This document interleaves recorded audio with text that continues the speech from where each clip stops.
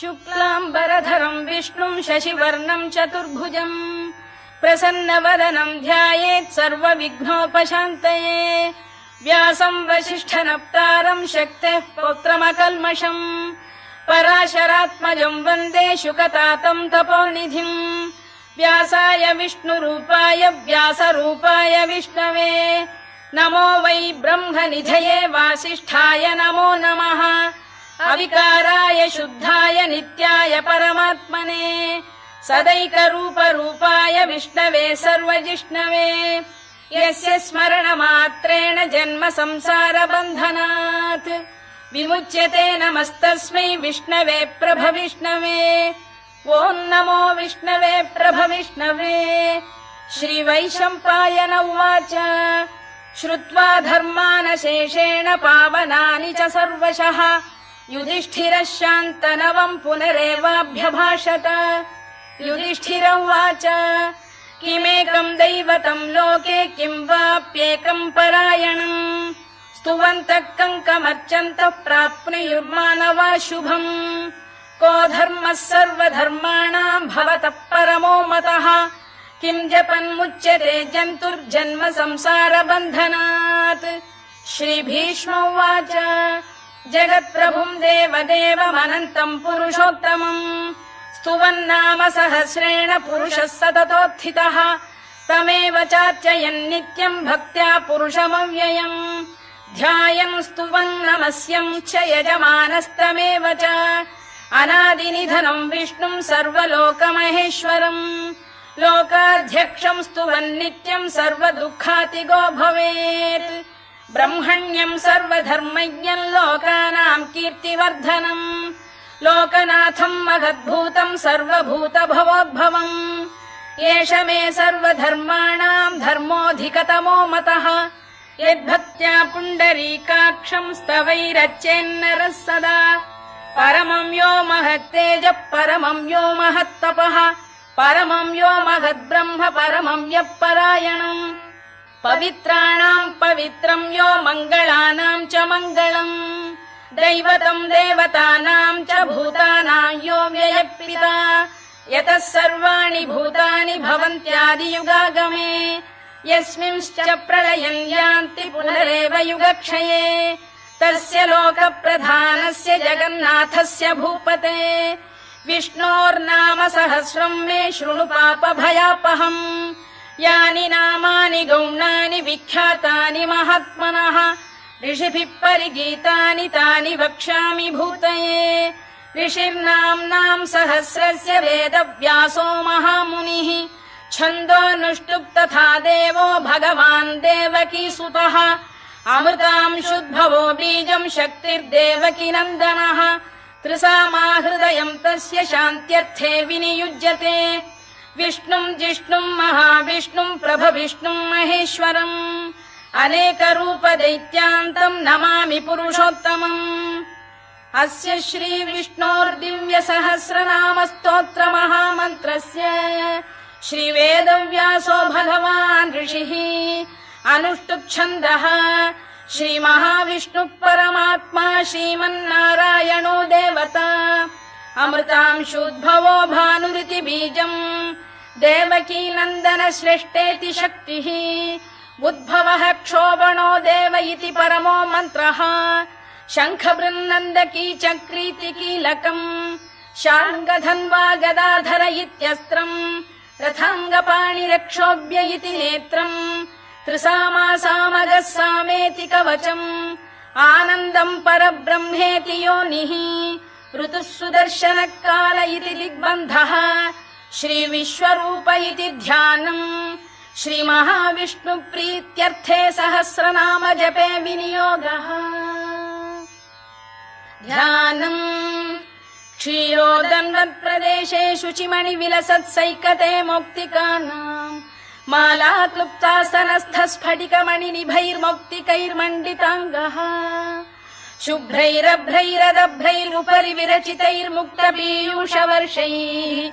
आनन्दीन पुनीयादरि नलिन गदा शङ्खपाणिर्मुकुन्दः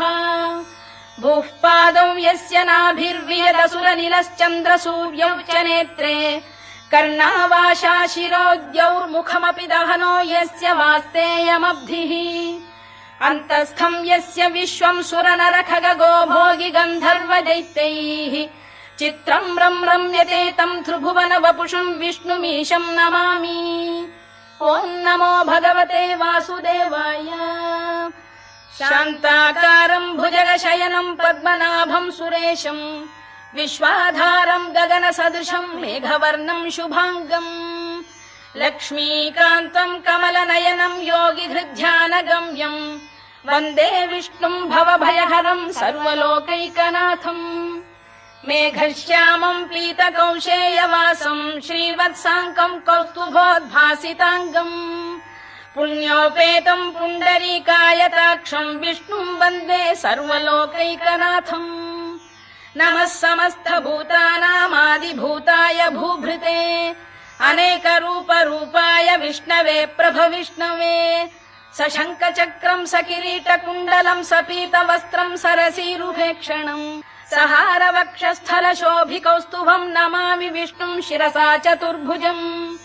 छायायाम् पारिजातस्य हेमसिंहासनोपरि आसीनमम्बुदश्याममायताक्षमलङ्कृतम्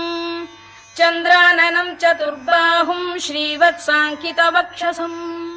रुक्मिणी सत्यभामाभ्याम् सहितम् कृष्णमाश्रये।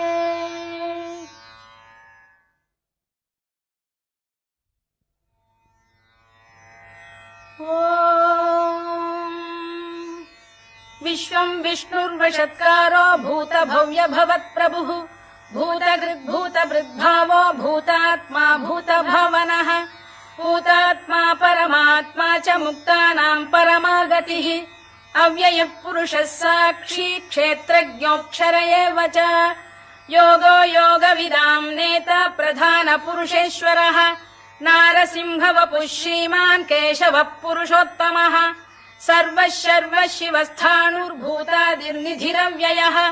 सम्भवो भावनो भर्ता प्रभवः प्रभुरीश्वरः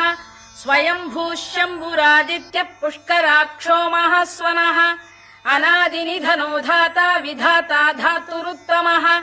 अप्रमेयो ऋषिकेशः पद्मनाभोऽमरप्रभुः विश्वकर्मा मनुस्त्वष्टा स्थविष्ठस्थविरो ध्रुवः अग्राह्यः शाश्वतः कृष्णो लोहिताक्षप्रदर्दनः प्रभूतस्त्रिककुब्धाम पवित्रम् मङ्गलम् परम् ईशानप्राणद प्राणो ज्येष्ठः श्रेष्ठः प्रजापतिः हिरण्यगर्भो भूगर्भो माधवो मधुसूदनः ईश्वरो विक्रमी धन्वी मेधावी विक्रमक्रमः अनुत्तमो दुराधर्ष्य कृतज्ञ कृतिरात्मवान् सुरेशः शरणम् शर्म विश्वरेता प्रजाभवः अधः संवत्सरो व्याल प्रत्ययः सर्वदर्शनः अजः सर्वेश्वरः सिद्धः सिद्धिः सर्वादिरच्युतः वृषाकपिरमेयात्मा सर्वयोगविनिसृतः वसुर्वसुमनः सत्यः समात्मा संमितः समः अमोघः पुण्डरीकाक्षो वृषकर्मा वृषाकृतिः रुद्रो बहुशिरा बभ्रुर्विश्वयोनिः शुचिश्रवाः अमृतः शाश्वतस्थाणुर्वरारोहो महातपाः सर्वगः सर्वविद्भानुर्विश्वक्सेनो जनार्दनः वेदो वेदविदव्यङ्गो वेदाङ्गो वेदवित्कविः लोकाध्यक्षः सुराध्यक्षो धर्माध्यक्षः कृताकृतः चतुरात्मा चतुर्व्यूहश्चतुर्दंष्टश्चतुर्भुजः भ्राजिष्णुर्भोजनम् भोक्ता सहिष्णुर्जगदादिजः अनघो विजयो जेता विश्वयोनिः पुनर्वसुः उपेन्द्रो वामनः प्रांशुरमोघः शुचिरूर्जितः अतीन्द्रः सङ्ग्रहः सर्गो धृतात्मा नियमो यमः वेद्यो वैद्यः सदा योगी वीरः माधवो मधुः अतीन्द्रियो महामायो महोत्साहो महाबलः महाबुद्धिर्महावीर्यो महाशक्तिर्महाद्युतिः अनिर्देश्य वपुः श्रीमान् अमे आत्मा महाद्विधृत् महेश्वासो महीभर्ता श्रीनिवासः सताङ्गतिः अनिरुद्धः सुरानन्दो गोविन्दो गोविदाम्पतिः मरीचिर्दमनो हंसः सुपर्णो भुजगोत्तमः हिरण्यनाभः सुतपाः पद्मनाभः प्रजापतिः अमृत्युः सर्वदृक्सिंहः सन्धाता सन्धिमान् स्थिरः अजो दुर्मर्षणः शास्ता विश्रुतात्मा सुरारिः गुरुर्गुरुतमो धाम सत्यः सत्यपराक्रमः निमिषो निमिषस्रग्वी वाचस्पतिरुदारधीः अग्रणीर्ग्रामणी श्रीमान् न्यायो नेता समीरणः सहस्रमूर्धा विश्वात्मा सहस्राक्षः सहस्रपात् आवर्तनो निवृत्तात्मा संवृतः सम्प्रमर्दनः अधः संवर्तको वह्निरनिलो धरणीधरः सुप्रसाद प्रसन्नात्मा विश्वधृक् विश्वभुक् विभुः सत्कर्ता सत्कृतः साधुर्जह्नुर्नारायणो नरः असङ्ख्येयो प्रमेयात्मा विशिष्टः शिष्टकृच्छुचिः सिद्धार्थ सिद्ध सङ्कल्पः सिद्धिदः सिद्धिसाधनः वृषाही वृषभो विष्णुर्वृषपर्वा वृषोदरः वर्धनो वर्धमानश्च विविक्तः श्रुतिसागरः सुभुजो दुर्धरो वाग्मी महेन्द्रो वसुदो वसुः नैकरूपो बृहद्रूपः शिपिविष्टप्रकाशनः ओजस्तेजोऽब्जुदिधर प्रकाशात्मा प्रतापनः वृद्धस्पष्टाक्षरो मन्त्रश्चन्द्रांशुर्भास्करद्युतिः अमृतांशुद्भवो भानुः शशबिन्दुः सुरेश्वरः औषधम् जगतः सेतुः सत्यधर्मपराक्रमः भूतभव्यभवन्नाथः पवनः पावनो नलः कामः कामकृत्कान्तः कामः कामप्रदप्रभुः युगादिकृद्युगावर्तो नैकमायो महाशनः अदृश्यो व्यक्तरूपश्च सहस्रजिदनन्तजित् इष्टो विशिष्टः शिष्टेष्टः शिखण्डी नघुषो वृषः क्रोधः क्रोधकृत्कर्ता विश्वबाहुर्महीधरः अच्युत प्रथित प्राण प्राणदो वासवानुजः अपां निधिरधिष्ठानमप्रमत्त प्रतिष्ठितः स्कन्द स्कन्दधरो धुर्यो वरदो वायुवाहनः वासुदेवो बृहद्भानुरादिदेवः पुरन्दरः अशोकस्तारणस्तारः शूरः शौरिर्जनेश्वरः अनुकूलः शतावर्तः पद्मी पद्मनिभेक्षणः पद्मनाभोरविन्दाक्षः पद्मगर्भः शरीरभृत् महर्धिर्वृद्धो वृद्धात्मा महाक्षो गरुडध्वजः अतुलः शरभो भीमः समयज्ञो हविर्हरिः सर्वलक्षणलक्षण्यो लक्ष्मीवान् समितिञ्जयः विक्षरो रोहितो मार्गो हेतुर्दामोदरः सः महीधरो महाभागो वेगवानमिताशनः उद्भवः क्षोभणो देवः श्रीगर्भः परमेश्वरः करणम् कारणम् कर्ता विकर्ता गहनो गुहः व्यवसायो व्यवस्थानः संस्थानस्थानदो ध्रुवः परधिः परमस्पष्टस्तुष्टः पुष्टः शुभेक्षणः रामो विरामो विरतो मार्गो नेयो नयोनयः वीरः शक्तिमताम् श्रेष्ठो धर्मो धर्मविदुत्तमः वैकुण्ठः पुरुष प्राण प्राणद प्रणव पृतुः हिरण्यगर्भः शत्रुघ्नो व्याप्तो वायुरधोक्षजः ऋतुः सुदर्शनकालः परमेष्ठी परिग्रहः उग्रः संवत्सरो दक्षो विश्रामो विश्वदक्षिणः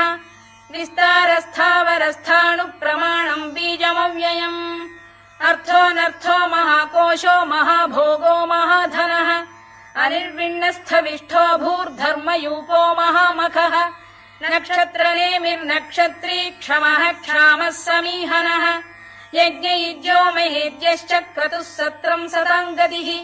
सर्वदर्शी विमुक्तात्मा सर्वज्ञो ज्ञानमुत्तमम् सुव्रतः सुमुखः सूक्ष्मः सुघोषः सुखदः सुहृद् मनोहरो जितक्रोधो वीरबाहुर्विदारणः स्वापनः स्ववशो व्यापी नैकात्मा नैककर्मकृत् वत्सरो वत्सलो वत्सी रत्नगर्भोधनेश्वरः धर्मकृद्धर्मकृद्धर्मी सदसक्षरमक्षरम् अविज्ञाता सहस्रांशुर्विधाता कृतलक्षणः गभस्तिनेमिः सत्तस्तः सिंहो भूतमहेश्वरः आदिदेवो महादेवो देवेशो देवभृद्गुरुः उत्तरो गोपतिर्गोप्ता ज्ञानगम्यः पुरातनः शरीरभूतभृद्भोक्ता कपीन्द्रो भूरि दक्षिणः सोमपोऽमृतपः सोमः पुरुजिः पुरुसत्तमः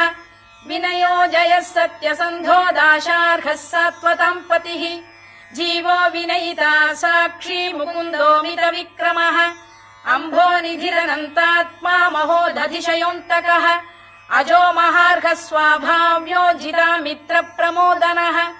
आनन्दो नन्दनो नन्दः सत्यधर्मा त्रिविक्रमः महर्षि कपिलाचार्य कृतज्ञो मेदिनीपतिः त्रिपदस्त्रिदशाध्यक्षो महाशृङ्गकृतान्तकृत् महावराहो गोविन्दः सुषेणः कनकाङ्गनी गुह्यो गभीरो गहनो गुप्तश्चक्रगदाधरः वेधास्वाङ्गो जितकृष्णो दृढः सङ्कर्षणोच्युतः वरुणो वारुणो वृक्षः पुष्कराक्षो महामनाः भगवान् बलहानन्दी वनमाली हलायुधः आदित्यो ज्योतिरादित्यः सहिष्णुर्गतिसत्तमः सुधन्वाखण्ड परशुर्दारुणो द्रविणप्रदः दिवस्पृक् सर्वदृग्व्यासो वाचस्पतिरयो निजः त्रिसामासामगः साम निर्वाणम् भेषजम् भिषज सन्न्यासकृच्छमः शान्तो निष्ठा शान्तिपरायणम् शुभाङ्गः शान्तिदः स्रष्टा कुमुदः कुवलेशयः गोहितो गोपतिर्गोप्ता वृषभाक्षो वृषप्रियः अनिवर्ती निवृत्तात्मा संक्षेप्ताक्षेमकृत् शिवः श्रीवत्सवक्षः श्रीवासः श्रीपतिः श्रीमताम्बरः श्रीधः श्रीशः श्रीनिवासः श्रीनिधिः श्रीविभावनः श्रीधर श्रीकर श्रेयः श्रीमान् लोकत्रयाश्रयः स्वक्षः स्वङ्गः शतानन्दो नन्दिर्ज्योतिर्गणेश्वरः विजितात्मा विधेयात्मा सत्कीर्तिश्छिन्न संशयः उदीर्णः सर्वतश्चक्षुरनीशः शाश्वतः स्थिरः भूषयो भूषणो भूतिर्विशोकः शोकनाशनः अर्चिष्मानर्चितः कुम्भो विशुद्धात्मा विशोधनः अनिरुद्धो प्रतिरथ प्रद्युम्नोमित विक्रमः कालनेमिनिः वीरः शौरिः शूरजनेश्वरः त्रिलोकात्मा त्रिलोकेशः केशवः केशिहा हरिः कामदेवः कामपालः कामी कान्तकृतागमः अनिर्देश्य वपुर्विष्णुर्वीरोऽनन्तो धनञ्जयः ब्रह्मण्यो ब्रह्मकृद्ब्रह्मा ब्रह्म ब्रह्म विवर्धनः ब्रह्म विब्राह्मणो ब्रह्मी ब्रह्मज्ञो ब्राह्मणप्रियः महाक्रमो महाकर्मा महातेजा महोरगः महाक्रतुर्महायज्वा महायज्ञो महाहविः स्तव्यस्तव प्रियस्तोत्रम् स्तुतिस्तोतारणप्रियः पूर्णः पूरयिता पुण्यः पुण्यकीर्तिरनामयः मनोजवस्तीर्थकरो वसुरेता वसुप्रदः वसुप्रदो वासुदेवो वसुर्वसुमनाहविः सद्गतिः सत्कृतिः सत्ता सद्भूतिः सत्परायणः शूरसेनो यदुश्रेष्ठः सन्निवासः सुयामुनः भूतावासो वासुदेवः सर्वासु निलयो नलः दर्पः दर्पदो दृप्तो दुर्धरोऽथापराजितः विश्वमूर्तिर्महामूर्तिर्दीप्तमूर्तिरमूर्तिमान् अनेकमूर्तिरव्यक्तः शतमूर्तिः शताननः एकोनैकः स वक्क किम् यत्तत्पदमनुत्तमम् लोकबन्धुर्लोकनाथो माधवो भक्तवत्सलः सुवर्णवर्णो हेमाङ्गो वराङ्गश्चन्दनाङ्गदी वीरः विषमः शून्यो घृता क्षीरचरश्चलः अमानी मानदो मान्यो लोकस्वामी त्रिलोकभृत् सुमेधा मेधजो धन्यः सत्यमेधाधराधरः तेजो वृषोद्युतिधरः सर्वशस्त्रभृताम्बरः प्रग्रहो निग्रहो व्यग्रो नैकशृङ्गो गदाग्रजः चतुर्मूर्तिश्चतुर्बाहुश्चतुर्व्यूहश्चतुर्गतिः चतुरात्मा चतुर्भावश्चतुर्वेदविदेकपात् समावर्तो निवृत्तात्मा दुर्जयो दुरधिक्रमः दुर्लभो दुर्गमो दुर्गो दुरावासो दुरारिः शुभाङ्गो लोकसारङ्गः सुतन्तुस्तन्तुवर्धनः इन्द्रकर्मा महाकर्मा कृतकर्मा कृतागमः उद्भवः सुन्दरः सुन्दो रत्ननाभः सुलोचनः अर्को वाजसनः शृङ्गी जयन्तः सर्वविजयी सुवर्णबिन्दुरक्षोभ्यः सर्ववागीश्वरेश्वरः महाह्रदो महागर्तो महाभूतो महानिधिः कुमुद कुन्दर कुन्द पर्जन्यः पावनो निलः अमृताशोऽमृतवपुः सर्वज्ञः सर्वतोमुखः सुलभः सुव्रतः सिद्धः शत्रुजिच्छत्रुतापनः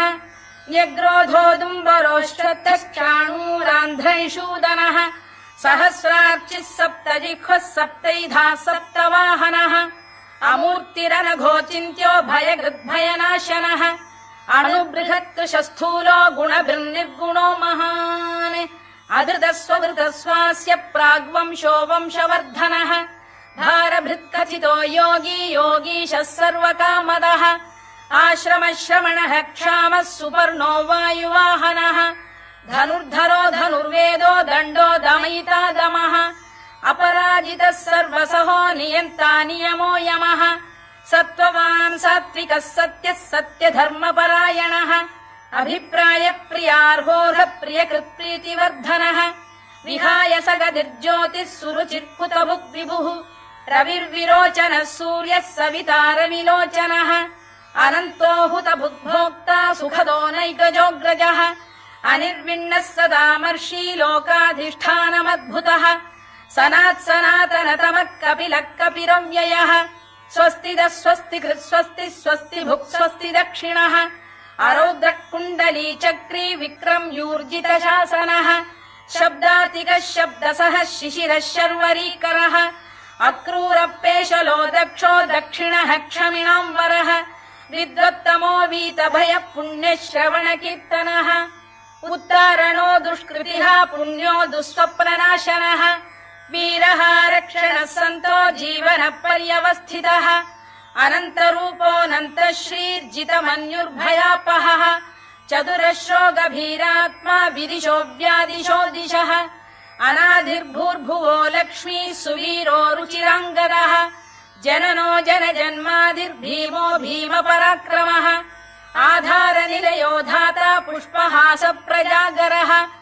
ऊर्ध्वगः सत्पथाचार प्राणद प्रणवप्रणः प्रमाणम् प्राणनिलय प्राणभृत्प्राणजीवनः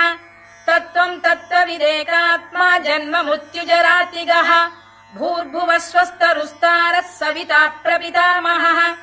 यज्ञो यज्ञपतिर्यज्वा यज्ञाङ्गो यज्ञवाहनः यज्ञभृद्यज्ञकृद्यज्ञी यज्ञभुग्यज्ञसाधनः यज्ञान्तकृद्यज्ञगुह्यमन्नमन्नाद एव च आत्मयोनिः स्वयम् जातो वैखानः सामगायनः देवकीनन्दन स्रष्टा क्षितीशः पापनाशनः शङ्खबृन्नन्दकी चक्री शार्ङ्गधन्वा गदाधरः रथाङ्गपाणिरक्षोभ्यः सर्वप्रहरणायुधः सर्वप्रहरणायुधवो नम इति वनमाली गलीशाङ्गी शङ्खी चक्री च नन्दकी श्रीमान्नारायणो विष्णुर्वासुदेवोऽभिरक्षतु वनमाली गलीशाङ्गी शङ्खी चक्री च नन्दकी श्रीमान्नारायणो विष्णुर्वासुदेवोऽभिरक्षतु वनमाली गलीशाङ्गी शङ्खी चक्री च नन्दकी श्रीमान्नारायणो विष्णुर्वासुदेवोऽभिरक्षतु इतीदम् कीर्तनीयस्य केशवस्य महात्मनः नाम्नाम् सहस्रम् दिव्यानामशेषेण प्रकीर्तितम् य इदम् शृणुयान् नित्यम् यश्चापि परिकीर्तयेत् नाशुभम् प्राप्नुयात् किञ्चित् सोमुत्रेह च मानवः वेदान्तको ब्राह्मणस्य क्षत्रियो विजयी भवेत् वैश्यो धनसमृद्धः स्यात् क्षुद्रः सुखमवाप्नुयात् धर्मार्थी प्राप्नुयात् धर्ममर्थार्थी चार्थमाप्नुयात् कामानवाप्नुयात् कामी प्रजार्थी चाप्नुयात् प्रजाम्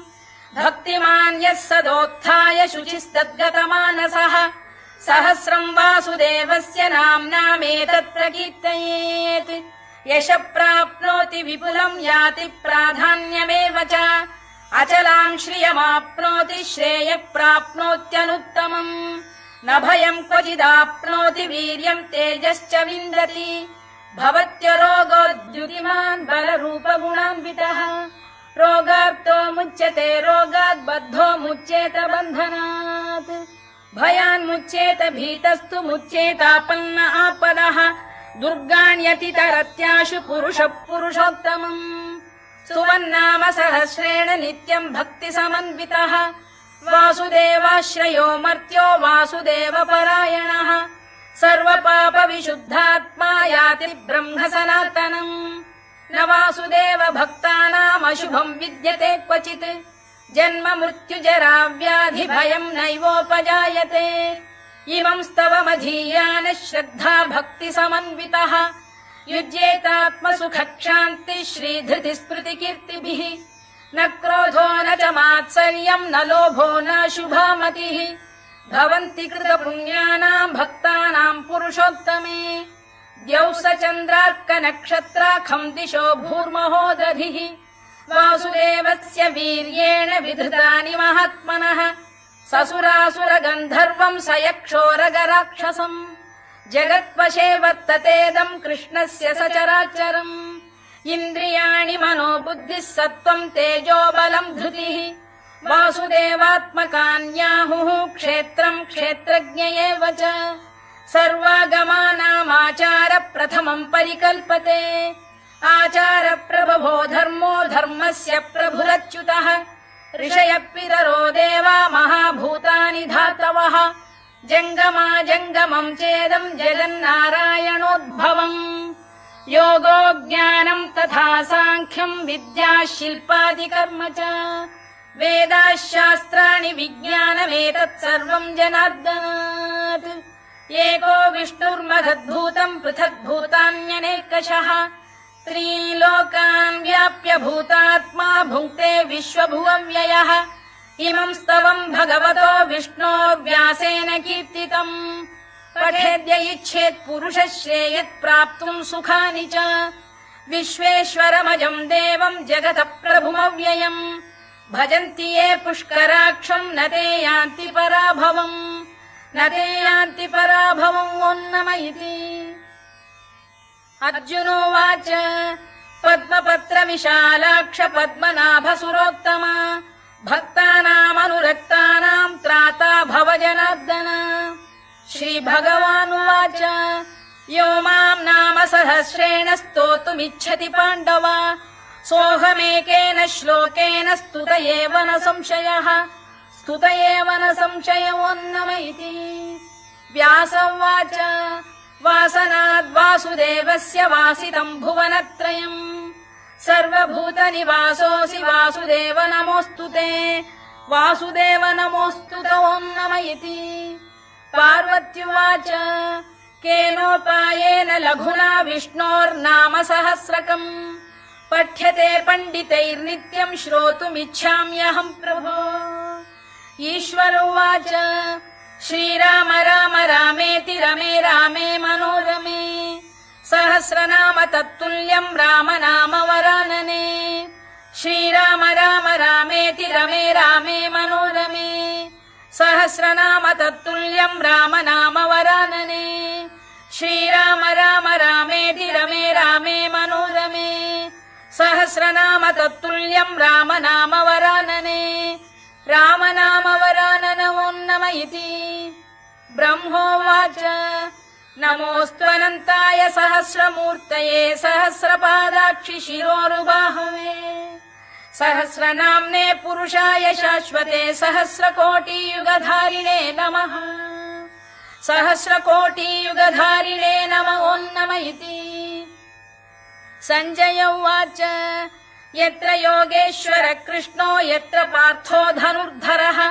तत्र श्रीर्विजयो भूतिर्ध्रुवानीतिर्मतिर्मम श्रीभगवानुवाच अनन्याश्चिन्तयन्तो मां ये जनाः पर्युपासते तेषाम् नित्याभियुक्तानां योगक्षेमम् वहाम्यहम् परित्राणाय साधूनां विनाशाय च दुष्कृताम् धर्म संस्थापनार्थाय सम्भवामि युगे युगे आर्ता विषण्णाः शिथिलाश्च भीता घोरेषु च व्याधिषु वर्तमानाः संकीर्त्य नारायण शब्दमात्रम् विमुक्त दुःखाः सुखिनो भवन्तु कायेन वाचा मनसेन्द्रियैर्वा बुद्ध्यात्मना वा प्रकृते स्वभावात् करोमि यद्यत् सकलम् परस्मै नारायणायेति समर्पयामि।